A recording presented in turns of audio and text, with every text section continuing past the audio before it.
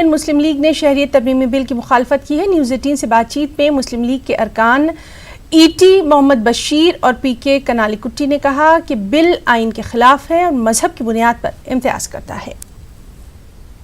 Amendment bill को लेकर के लगातार विवाद हो रहा है। इंडियन यूनियन मुस्लिम लीग ने भी इस बिल का विरोध किया है। हमारे साथ केपी कनाली कुट्टी साहब मौजूद हैं, ईटी मोहम्मद बशीर साहब मौजूद हैं। सर, आज बिल पेश हो रहा है, क्या आप लोगों का स्टैंड रहेगा? हम इसको टोटली अपोज करते हैं। इन दी लोकसभा और राज्यसभा में हमारे राज्यसभा मेंबर है, इधर है।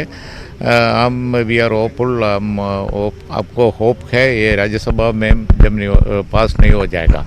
हम लोकसभा 3 मेंबर्स है, हम सब पॉलिटिकल पार्टीज उनको बात करते हैं, ये कॉन्स्टिट्यूशन के अगेंस्ट है। इसलिए हम लोकसभा और राज्यसभा बहुत हम इसको टोटली अपोज करते हैं। इसका ज़रूरत नहीं है, बिल स्क्रैप करना है। सरकार ये कह रही है कि हम ह्यूमैनिटेरियन ग्राउंड पर कुछ लोगों को शहरियत देना चाहते हैं, नागरिकता देना चाहते हैं।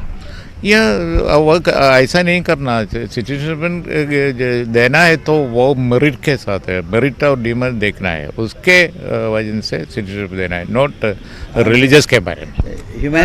बशीर साहब, क्या आपको लगता है कि ये जो बिल है पूरा, आप लोग इसका अपोज करेंगे या इसमें कुछ अमेंडमेंट भी आप कराना चाहते हैं? No amendment, because we are demanding that the whole bill should be scrapped because it's unconstitutional. In that case, the question of amendment doesn't arise. And one thing is very clear, it's a clear violation of the constitution. Not only that, you are also asking humanitarian consideration. Humanitarian consideration is not for a particular community, you know. Humanitarian consideration is for the whole people, you know. In that case, why should they discriminate Muslims? So there is no question of any kind of humanitarian consideration. As he told, we will fight it legally and we will fight it in the parliament, inside the parliament and outside the parliament. And we will continue our dialogue with the like-minded parties also in this. अगर सरकार ये bill pass करा लेती है तो क्या आप लोग सुप्रीम कोर्ट जाएंगे? क्या आप लोग इसको जाएंगे? जरूर जाएगा ना, उसका क्या बात है। It's unconstitutional and this is against the basic principle of our constitution. So this will not be standing in Supreme Court in any way. We are sure this is only a political step. They cannot exclude Muslims at any cost. That we are 100% sure.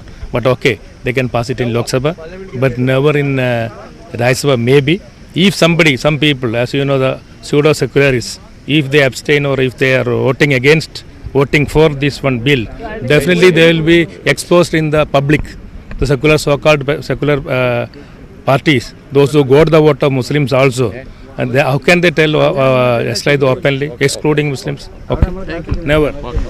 तो Indian Muslim league ने यह साफ कर दिया है कि वो इस बिल को नहीं चाहते हैं, वो इस बिल को लेकर अमेंडमेंट भी नहीं देंगे और अगर ये बिल पास हो गया तो फिर उसको सुप्रीम कोर्ट तक ले जाया जाएगा। कैमरामैन गौरव सक्सेना के साथ खुर्रम शहजाद, न्यूज़ 18 दिल्ली।